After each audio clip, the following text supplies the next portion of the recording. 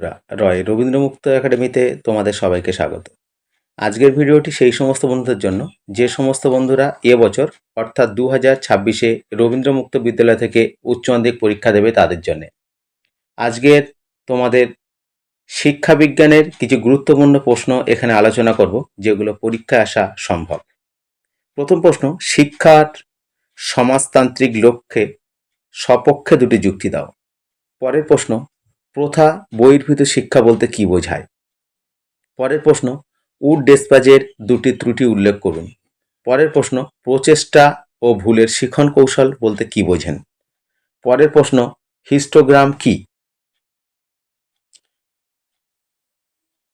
পরের প্রশ্ন, ভারতীয় সংবিধানে নির্দেশ নীতির 45 নম্বর ধারায় বিষয়বস্তু কি? পরের প্রশ্ন, জাতীয় উন্নয়নের জন্য শিক্ষার যে কোনো দুটি লক্ষ্য উল্লেখ করো। পরের প্রশ্ন, বয়স্ক শিক্ষাকে সামাজিক শিক্ষা বলা হয় কেন?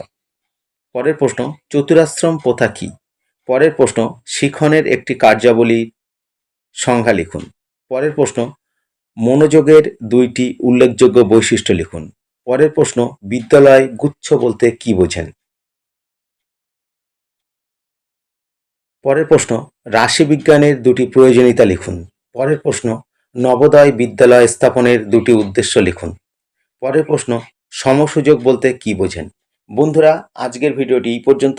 ভালো লাগলে অবশ্যই লাইক ও শেয়ার করবে, এবং স্বল্প মূল্যে নোট ও সাজেশনের প্রয়োজন হলে তোমরা সরাসরি রয় রবীন্দ্রমুক্ত একাডেমির অফিসিয়াল নম্বর 9088283819 এই নাম্বারে যোগাযোগ করবে।